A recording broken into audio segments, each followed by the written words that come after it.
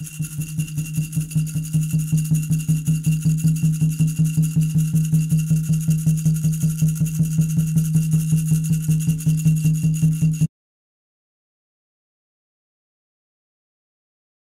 relatives. Welcome to this week's Schlagbyte entitled My Handicapped Permit. I have a handicap permit. It comes in handy when I park far away from my destination.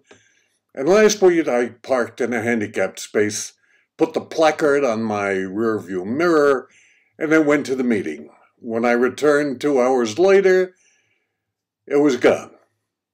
I'd left the car open, and somebody reached in and took it.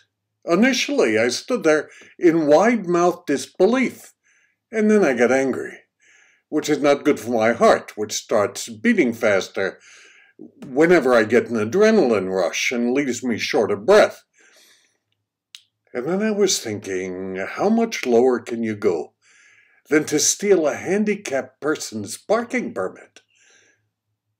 Not everybody was as flabbergasted as I, nor as outraged. When I told my grandkids about it, they thought it was funny. And my son, who happens to be a lawyer, said, "What do you expect? You left the car open, somebody saw it as a free pass at concert venues and crowded parking lots, and they know you can get it replaced." I looked at him incredulously and said, "You wouldn't do that." And he said he wouldn't, but assured me that lots of people would. And they'd also find a way to justify it to themselves. Am I missing something here? It's just wrong to steal a handicapped person's disabled parking permit. But alas, in our culture, what's right and wrong is determined by what you can get away with. And this is true at the highest levels of government, business, and it's sadly becoming the common thread line that binds us together as a civilization. You can say, do, or take whatever you want, because if you don't, somebody else will. When it comes to the point where any means can justify the desired end, then as a culture we have subordinated morality to expediency, which is pretty much where we are as a society at the moment.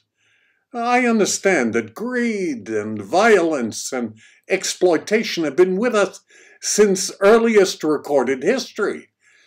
But we have always also had an understanding about some shared values that inspire our humanity and remind us of the nobility of the human spirit.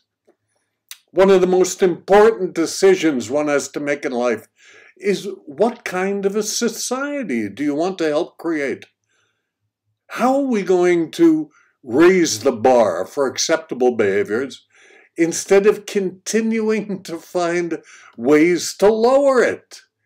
We must have some kind of moral contract that reminds us of our best selves. Now, this is not a new story, it's an old story. But it's one that hasn't been improved upon. Do unto others what you'd like them to do to you. Respect everything and everyone that walks alongside you in this life. Remember that there is an end. There is an end to becoming. There is an end to this life, and we won't be taking anything with us. The really important things are those we leave behind. Tell this story around the family dinner table, at tribal gatherings, in courts and legislatures, and let us live it in our daily lives.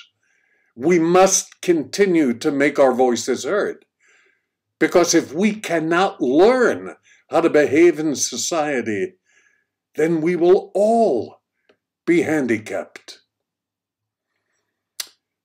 My thoughts for the week: relatives, reach out and touch somebody lovingly and remind us of our best selves.